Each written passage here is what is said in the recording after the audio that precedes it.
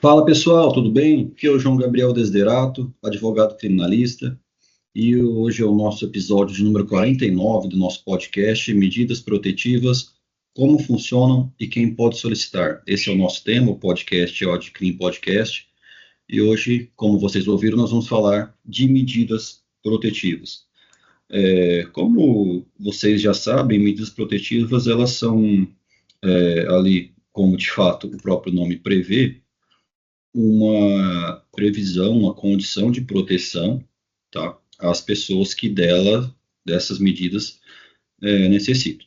Tá? Então, elas são instrumentos jurídicos que são essenciais para que alguns indivíduos, né, em situação de risco, em situação, e aí o risco ele pode ser físico, pode ser psicológico, enfim, mas mais especificamente no âmbito da violência doméstica e familiar.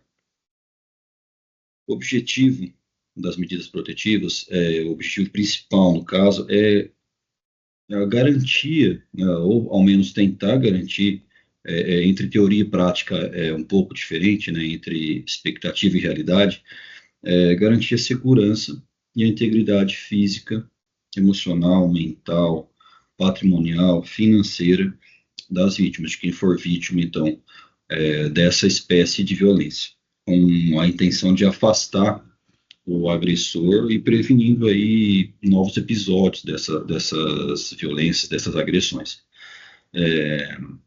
Então, de fato, são aí decisões judiciais, né?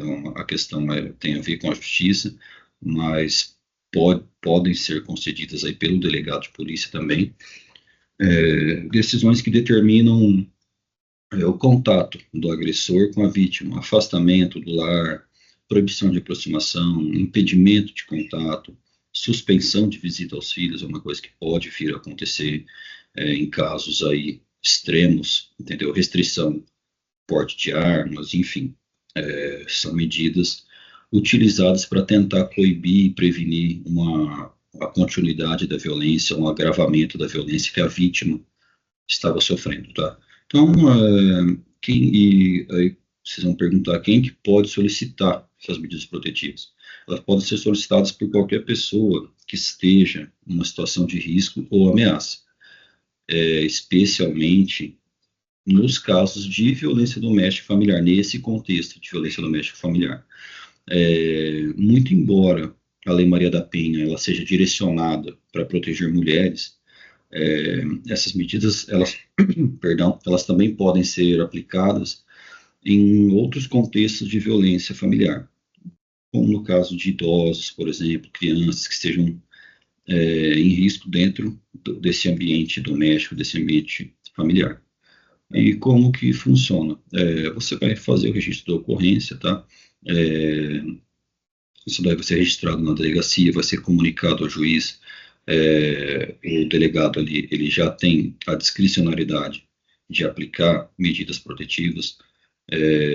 Essas medidas protetivas elas são avalizadas pelo Poder Judiciário e o agressor ele é notificado sobre essas medidas impostas.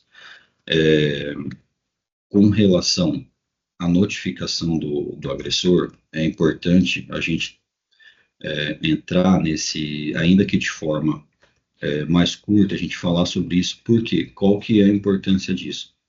A partir do momento que o agressor ele recebe a notificação, ele é intimado a respeito das medidas protetivas, caso ele descumpra essas medidas protetivas, antigamente não existia o crime de descumprimento de medida protetiva, mas hoje existe.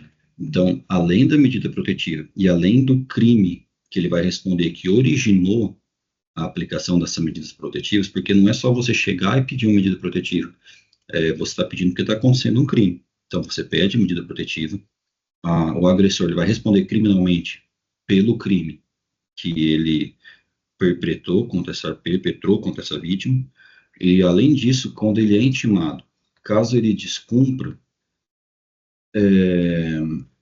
ele vai responder criminalmente também pelo crime de descumprimento da medida protetiva. Esse crime ele não existia, ele entrou na legislação há pouco tempo atrás, tá?